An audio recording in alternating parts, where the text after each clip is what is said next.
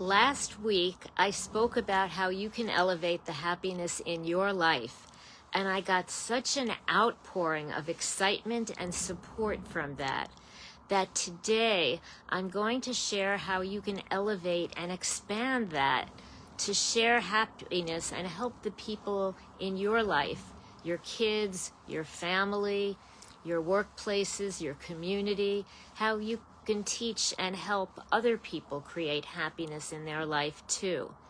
And I want to tell you that there is a ripple effect. When you are happier and more relaxed, people around you feel that, and they sense that, and they learn to be more happy and relaxed too. And they share that with people around them and with people around them. So there can be a ripple effect like this.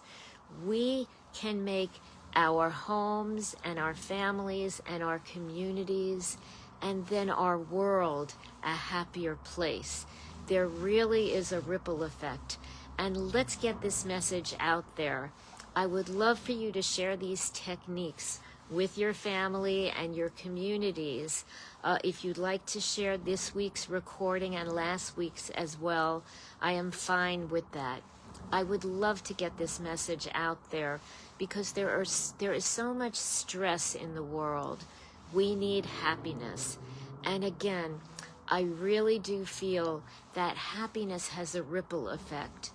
We can share it with our kids and our family and our workplaces and our communities. And that ripple expands and gets shared in our cities and our states and around the world. Let's do this. Let's facilitate. Let's build happiness around the world. So, I want to talk a little bit about the reasoning behind it, and then I will give you specific steps that you can implement and work with your family and people around you. And again, I want to remind you, today I'm going to give you a brief explanation. As one of my clients said when she first came to me, why do I feel stress and challenges so easily? But it's so hard to really feel happiness. And it has to do with the way our brains are wired. We have a specific area in our brain, this is the way we are wired, which attracts, it is an attracting source. It will notice any source of danger or stress or challenge. It is programmed for that. By evolution, our brains have this area, and it is mostly for a good reason. We need to know if there are dangers around in our life. If we step into a street and a car veers around the corner quickly, we need to know to jump back. If we touch a hot stove, we need to know to take our hands off. Unfortunately, in our lives today, there are many things that trigger this area in the brain off and cause us to feel stress. Many people in our lives are stressed on a chronic level and feel that stress over and over again. Again, we do have a specific area. It's called the amygdala, and it's actually got a nickname. People refer to it as Velcro for stress. I even think of it as a glove that has Velcro on it, and it just like magnetically attracts any dangers or stress or pressures in your life. And unfortunately, we don't have a comparable area in our brain that's like a Velcro glove that attracts happiness for us to pay attention to. We need to attend to those things ourselves. Our brains are evolved to keep us safe so we don't get hurt, but not so much to really recognize and attend to all the happy things in our lives that we could notice. So very often when we're busy, we get in the habit of bypassing and not really paying attention to all of those things that do and could make us happy.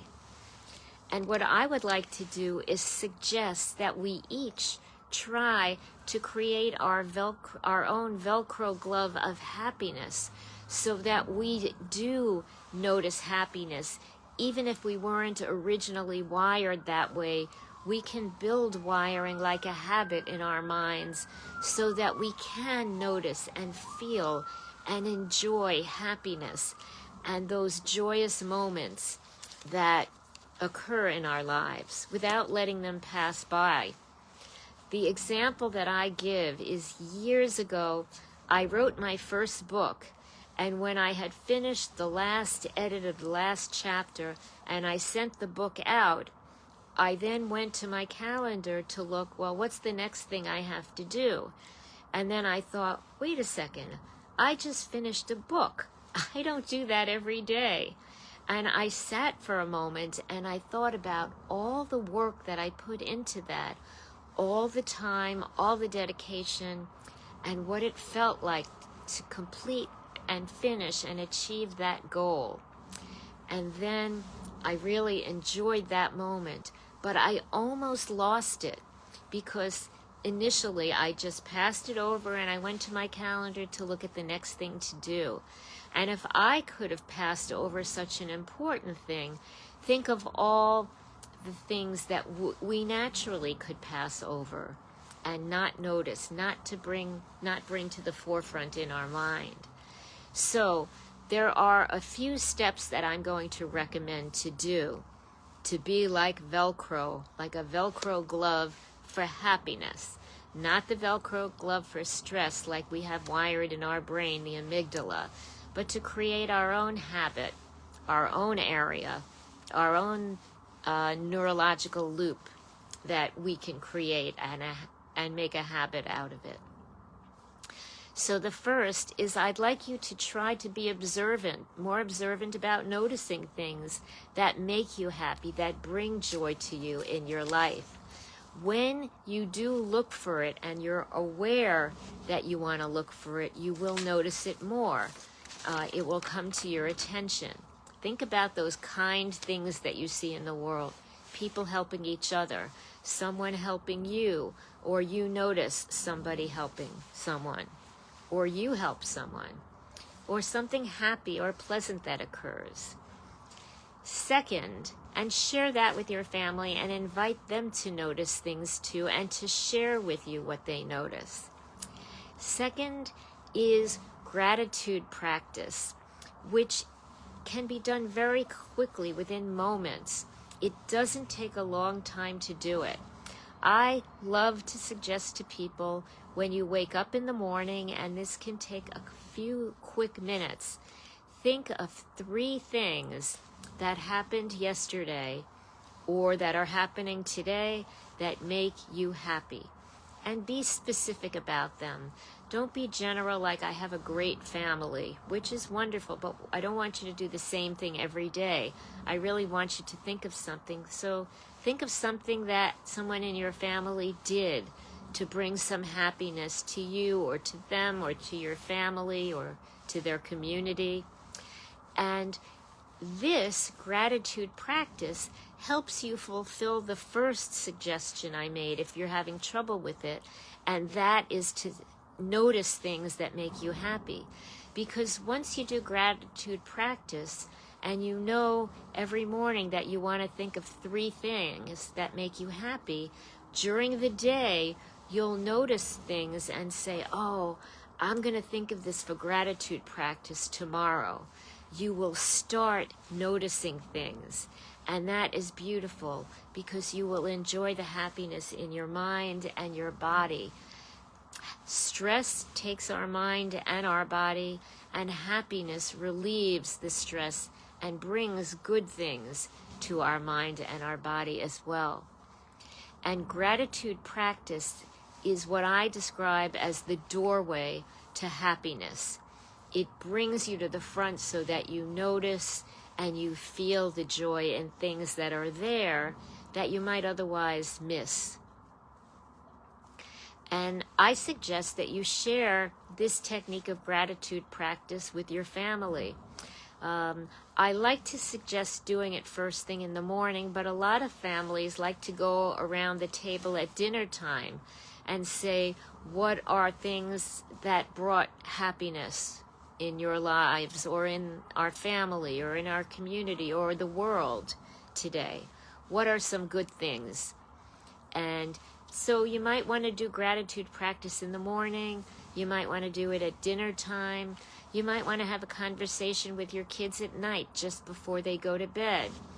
And you don't even have to call it gratitude practice, but you can just say, let's talk every night about 3 things that made us happy today. What a wonderful day to review your day and get ready to fall asleep, to think about 3 things that bring you or your child happiness. And a third suggestion I have for you to share happiness with your family. Well, what is one thing that creates happiness? It's really facilitating, expanding our relationships and improving our relationships, our bonding with our family. So think of some activities that you can do together. What do you as a family like to do? Do you like to hike in nature together? Do you like to play games together or sports? Do you like to do puzzles or picnics? What do you like to do? Are there particular sports that you like to play together? And again, you're going to enjoy these. Please put your cell phone away. Remember that the activity is bonding with the people in your life, and cell phones or devices are not part of that bonding activity. Put them away and really bond and pay attention to each other. And plan some activities which really can cultivate happiness, joy, bonding, sharing with the family. And with work and teams, there are many things that can be done with teams as well to improve happiness. What are conditions that can be improved? Or what things are working well in your group? And what are things that you might do to improve the ease of working with your group? To improve, again, the relationships with your group, to have better interactions. Because teams that work together, that have good relationships and bond together well, tend to work together better and tend to produce better results. So we want to, again, have that ripple effect. We spoke last week about how we can increase and elevate your happiness. This week, I really hope you can think about how you can help elevate happiness with your family, your kids, your friends, your community. And then we can have that ripple effect into the workplaces and cities. And that ripple will expand around the world. I like to think of it as the smile heard round the world. So please create and share this ripple with those around you. You can do that by discussing happiness intentionally with people. You're welcome to share my techniques that I talked about with people around you.